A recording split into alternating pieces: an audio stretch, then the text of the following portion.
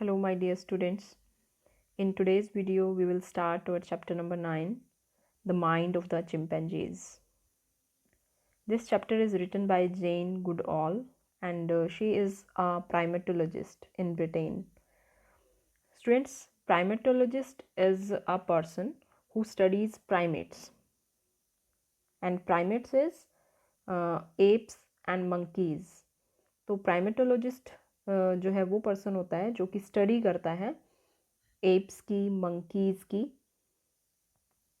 तो यहाँ पे जेन गुडऑल जो है वो ब्रिटिश प्राइमेटोलॉजिस्ट हैं जिन्होंने अपनी पूरी लाइफ डिवोट कर दी थी in the study of primates.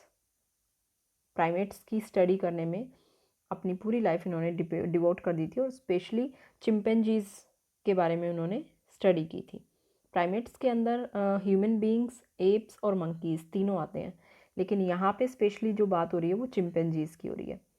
She has been studying the behavior of chimpanzees in the Gombe Game Reserve in Tanzania since 1960। ठीक है, 1960 से वो स्टडी कर रही थी इन चिंपैंजीज के बिहेवियर को। कहाँ पर? गोम्बी गेम रिजर्व में, जो कि तंजानिया में है। Read on to find out what she has to say about their intelligence.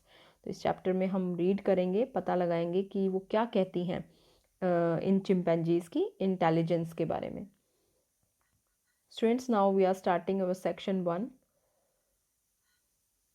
Animals are much smarter than scientists used to think.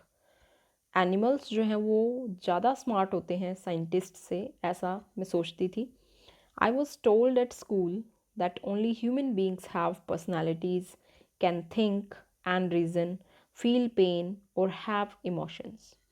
जब मैं स्कूल में थी तो मुझे स्कूल में बताया गया था कि सिर्फ ह्यूमन बींग्स ही होते हैं जिनकी पर्सनालिटी होती है, जो सोच सकते हैं, फील कर सकते हैं, जिनके इमोशंस होते हैं। Luckily as a child I had spent hours learning about animal behaviour from my dog Rusty, so I knew none of that was true. अब लकीली जब मैं चाइल्ड थी, एक बच्ची थी, तो मैं कई घंटे स्पेंड किया करती थी अपने रस्टी के साथ। रस्टी कौन था? डॉग था जेन गुडॉल का।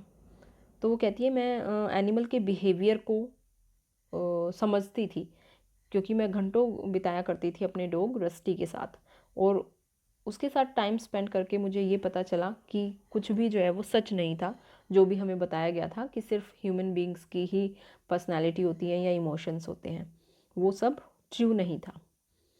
The more we have learned about chimpanzees, the clearer it is that they have brains very much like ours and can in fact do many things that we used to think only humans could do। तो यहाँ पे Jane Goodall जो है कहती हैं कि जितना ज़्यादा हम चिंपैंजीज़ की स्टडी करते हैं उतना ज़्यादा क्लियर होता जाता है कि उनका भी ब्रेन होता है जैसा कि हम सब का होता है, और वो भी वो सब कुछ कर सकते हैं जो कि हम ये सोचते हैं कि सिर्फ ह्यूमन बींग्स ही कर सकते हैं। The Gombe chimps use grass stems and twigs to fish termites from their nests. अब यहाँ पे उन चिंपैंजीज की एक्टिविटीज़ के बारे में जेन गुडॉल बताती हैं। तो जो गोम्बी गेम रिज़र्व जहाँ उन्होंने स्टडी की थी चिंपैंजीज़ की, उसका नाम है गोम्बी गेम रिज़र्व। तो उस रिज़र्व में जो चिंप्स थे वो क्या करते थे, वो यूज़ करते थे ग्रास स्टेम्स को, ट्विग्स को, टहनियों को, किस चीज़ के लिए? To fish termites from their nest. Termites क्या होती हैं? दीमक। टर्माइट्स को उनके नेस्ट से निकालने के लिए, उन्हें सर्च करने के लिए वो ग्रास स्टेम्स और ट्विग्स को यूज़ करते थे। The chimps also use long smooth sticks to catch vicious biting army ants. और यहाँ पे अब उनकी नेक्स्ट एक्टिविटी बताई गई है कि ये जो चिम्प्स थे, जो चिंपैंजीज थे गोम्बी रिजर्व के, वो क्या करते थे? लॉन्ग स्मूथ स्टिक यूज़ करते थे जो आर्मी आंट्स होती हैं उन्हें कैच करने के लिए, जो काफ़ी विशियस होती हैं, काफ़ी डेंजरस होती हैं। They use crumpled leaves to soak up water from hollows in trees that they can not reach with their lips. अब यहाँ पे एक और जो उनकी एक्टिविटी है वो बताती हैं कि जो चिम्प्स हैं वो कितना मतलब उनके अंदर ब्रेन होता है, कितने इंटेलिजेंट होते हैं। और वो क्या करते थे, दे यूज़ क्रम्पल्ड लीव्स, वो लीव्स को यूज़ करते थे। कैसे लीव्स? जो कि रिंकल्ड हो चुके होते हैं, क्रश हो चुके होते हैं। उनसे वो क्या करते थे, वाटर को सोप अप कर लेते थे, सोख लेते थे पानी को। पेड़ों का ऐसा हिस्सा जहाँ उनके मतलब लिप्स रीच नहीं कर पाते थे, जहाँ तक उनके लिप्स या माउथ नहीं पहुँच पाता था, तो क्या करते थे, वहाँ से वो एक लीफ की हेल्प से सोख कर लेते थे वाटर को, जहाँ तक वो पहुँच नहीं पाते थे उनके lips. Then suck the home made sponge, और उसके बाद क्या करते थे, जब लीफ के अंदर पानी हो जाता था इकट्ठा, सोकअप हो जाता था, सोख लेता था पत्ता जब पानी को, तो वो क्या करते थे, उसको सक करते थे। इस तरह से वो अपना होम मेड स्पंज बना लेते थे एक लीफ को। तो यहाँ पे बताया गया है कि वो कितने इंटेलिजेंट होते हैं, कितना उनका ब्रेन होता है। They wipe dirt from their bodies with leaf napkins, और पत्तों के नैपकिन से वो अपनी डर्ट को, अपनी बॉडी पे जो डर्ट लग जाती है उन्हें साफ करते हैं। They use stout sticks to open up holes in trees to get at nests of birds और हनी।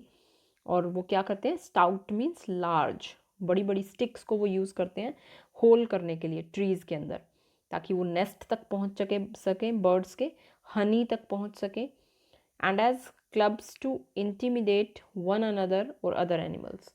और इवन दूसरे जो एनिमल्स होते थे उन्हें डराने के लिए भी वो स्टिक्स का यूज़ करते थे। They pick up and throw rocks as missiles, वो रॉक्स को उठा लेते थे और थ्रो करते थे एक मिसाइल की तरह से। In other parts of Africa chimps have different tool using behaviour, और अफ्रीका के दूसरे पार्ट्स में जो चिम्प्स थे उनके अलग जो है डिफरेंट टूल यूजिंग बिहेवियर थे, उनका बिहेवियर अलग था। तो इन्होंने जो है अलग अलग एरियाज़ में चिंपैंजीज़ की स्टडी की है, तो उसके बेसिस पे ये बता रही हैं उनकी कैरेक्टरिस्टिक्स।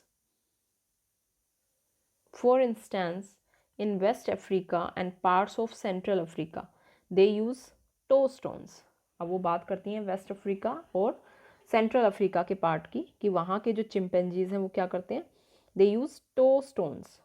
टो स्टोन्स जो हैं वो क्या होते हैं, stones to which objects are tied to be pulled. ठीक है, ऐसे स्टोन्स जिस पे कोई चीज़ बांध दी जाती है। ठीक है, तो वहाँ के लोग जो चिंपैंजीज थे वो टो स्टोन्स यूज़ करते थे, हैमर यूज़ करते थे, एनविल यूज़ करते थे। ठीक है, एनविल क्या होता है, एक आयरन ब्लॉक होता है जिसपे कि मेटल को जो है स्मूथ बनाया जाता है। To crack open nuts, nuts को ओपन करने के लिए वो इन चीज़ों को यूज़ करते थे। It seems that infant chimps learn this behaviour by watching the adults, और ऐसा लगता है कि जो इन्फेंट चिम्प्स होते हैं, जो बच्चे होते हैं चिम्प्स के, वो बिहेवियर को सीख जाते हैं अपने बड़ों को, जैसे वो देखते हैं करते हुए, उनको देखते हुए वॉच करते हुए वो सीख जाते हैं उनके बिहेवियर को। And then imitating and practising what they have seen, और वो जो भी कुछ देखते थे उसे इमिटेट करते थे, उसकी नकल करते थे और प्रैक्टिस करते थे। So the chimps have their own primitive culture, इसलिए जो चिंपैंजीज हैं उनका अपना ही एक पुराना कल्चर है, एंशियंट कल्चर है। Many scientists are finding out more about the chimpanzee's mind from test in captive situations. बहुत सारे साइंटिस्ट हैं जो कि इन चिंपैंजीज के बारे में बहुत कुछ फाइंड आउट करने की कोशिश करते हैं। तरह तरह के टेस्ट डेवलप किए जाते हैं इनके लिए, इनके माइंड को टेस्ट करने के लिए, कि ये उन्हें एक सिचुएशन दे दी जाती है तो वो उस पर्टिकुलर सिचुएशन में किस तरह से बिहेव करेंगे। इस तरह से जो साइंटिस्ट हैं वो कुछ ना कुछ फाइंडिंग्स जो है ढूंढते रहते हैं उनके बारे में। कैप्टिव सिचुएशन में उन्हें रखा जाता है, मींस प्रिजनर बना के रखा जाता है, प्रिजन में रखा जाता है, केज में रखा जाता है, और फिर उनके माइंड को टेस्ट किया जाता है। For example, chimps go and find sticks. ठीक है, अब वो वहाँ पे एग्जाम्पल देता है कि किस तरह से रखा जाता है। Chimps go and find sticks to pull in food. That has been placed outside. तो यहाँ पे वो एग्जांपल देते हैं कि चिम्प्स जो हैं वो केज में बंद कर दिया जाता है, ठीक है, और वो किस तरह से एक स्टिक ढूंढते हैं और फूड को पुल करते हैं। That has been placed outside the cage, cage के बाहर जो है रखा हुआ है, जो कि उनकी रीच में नहीं है, ठीक है, उनकी पहुंच से दूर है, केज के बाहर रखा हुआ है। तो वो किस तरह से एक स्टिक को यूज़ करके उस फूड को अपने पास तक ले आते हैं, ठीक है, इस तरह की स्टडी की जाती है। Chimps can join two short sticks together to make one long tool. और ये भी देखिए किस तरह से वो अपना माइंड अप्लाई करते हैं कि चिम्प्स जो है दो जो छोटी स्टिक्स होती हैं उन्हें ज्वाइन करके एक बड़ी स्टिक भी बना लेते हैं। दे हैव एक्सीलेंट मेमोरीज, और उनकी मेमोरीज तो एक्सीलेंट होती है। After 11 years of separation, a female named Washi recognized the two humans who had brought her up, ठीक है। अब मेमोरी के बारे में कैसे बताया गया है कि कैसे उनकी मेमोरी बहुत एक्सीलेंट होती है कि आफ्टर 11 year ऑफ सेपरेशन, की 11 साल से अलग रहने के बावजूद एक फीमेल चिंप जिसका नाम वॉशी था, उसने रिकॉग्नाइज कर लिया, पहचान लिया दो लोगों को जिन्होंने कि उसे बड़ा किया था, पाला था। A chimp can plan what he or she is going to do. Even जो चिम्प्स हैं उनकी मेमोरीज ही अच्छी नहीं होती, उनका इंसाइट ही अच्छा नहीं होता, बल्कि वो प्लानिंग भी करते हैं कि वो आगे नेक्स्ट क्या करने वाले हैं। Often I have watched a chimp, मैंने कई बार जो है देखा है चिंप को वेकअप, उठते हैं, स्क्रैच हिमसेल्फ स्लोली, थोड़ा सा अपने आप को स्क्रैच करते हैं, gauge around in different direction, अलग अलग डायरेक्शन में जो है नज़रें घुमा के देखते हैं। देन सडनली गेट अप, फिर अचानक से उठ खड़े होते हैं। Walk over to a clump of grass, clump means thicket, grass पर जो है चलने लगते हैं। केयरफुली सेलेक्ट अ स्टैम, और बड़े केयरफुल तरीके से एक स्टैम, जो पेड़ों की स्टेम होती है, उन्हें सेलेक्ट करते हैं, ट्रिम करते हैं उन्हें, and then travel quite a long way, और उसके बाद वो ट्रैवल करते हैं काफ़ी लंबी दूरी तक, टू अ टर्माइट माउंड, दीमक का जो माउंड होता है, जो दीमक अपना घर बनाती है, वहाँ तक वो पहुँचते हैं।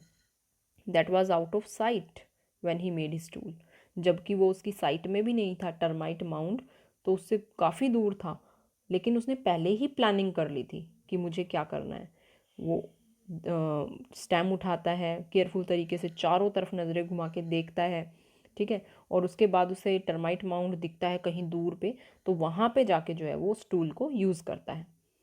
तो यहाँ पे बताने की कोशिश की गई है कि वो कितने ज़्यादा शार्प माइंडेड होते हैं चिंपैंजीज, ठीक है। वो ना सिर्फ अलग अलग तरह की एक्टिविटीज़ कर सकते हैं, ना सिर्फ वो अपना माइंड यूज़ करते हैं, बल्कि और ना ही उनकी सिर्फ उनकी मेमोरी ही शार्प नहीं होती, बल्कि वो प्लानिंग भी करते हैं किसी भी चीज़ को करने की।